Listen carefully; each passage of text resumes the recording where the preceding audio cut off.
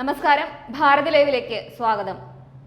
കരിവന്നൂർ സഹകരണ ബാങ്ക് തട്ടിപ്പ് കേസുമായി ബന്ധപ്പെട്ട് CPM തൃശൂർ ജില്ലാ സെക്രട്ടറി MA വർഗീസിന് വീണ്ടും നോട്ടീസ്. ചോദ്യം ചെയ്യലിന് തിങ്കളാഴ്ച ഹാജരാകാൻ ആവശ്യപ്പെട്ട് ED ആണ് നോട്ടീസ് അയച്ചത്. മുൻപ് 3 തവണ നോട്ടീസ് അയച്ചിരുന്നുവെങ്കിലും തിരഞ്ഞെടുപ്പ് പ്രചരണ ചുമതലയുള്ളതിനാൽ ഹാജരാകാൻ സാധിക്കില്ലെന്ന് വർഗീസ് EDയെ അറിയിക്കുകയായിരുന്നു. അതുകൊണ്ടാണ് തിരഞ്ഞെടുപ്പ് പ്രചരണം കഴിഞ്ഞ് ഹാജരാകാൻ ED നിർദ്ദേശിച്ചത്.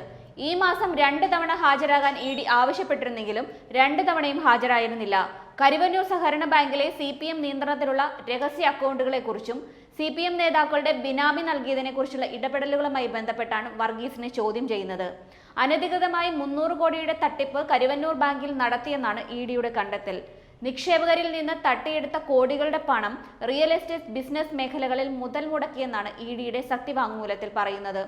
കേസുമായി ബന്ധപ്പെട്ട് പ്രതികളിൽ നിന്ന് കണ്ടുകെട്ടിയ സ്വത്തും പണവും തട്ടിപ്പിനിരയായ നിക്ഷേപകർക്ക് തിരിച്ചു നൽകാമെന്ന് ED മുൻപ് അറിയിച്ചിരുന്നു. 54 പ്രതികളിൽ നിന്നായി 108 കോടി രൂപയുടെ സ്വത്തുക്കളാണ് ED കണ്ടുകെട്ടിയിരിക്കുന്നത്. തന്റെ കയ്യിൽ നിന്ന് നഷ്ടപ്പെട്ട പണം കണ്ടുകെട്ടിയവരിൽ നിന്ന് അനുവദിക്കണമെന്നാവശ്യപ്പെട്ട് മഹാദേവൻ എന്ന ഒരു നിക്ഷേപകൻ ഹർജി നൽകിയിരുന്നു. കൊച്ചിയിലെ കള്ളപ്പണം വെളുപ്പിക്കൽ നിരോധിത നിയമം കൈകാര്യം ചെയ്യുന്ന പ്രത്യേക കോടതിയെയാണ് ഇയാൾ സമീപിച്ചിരുന്നത്.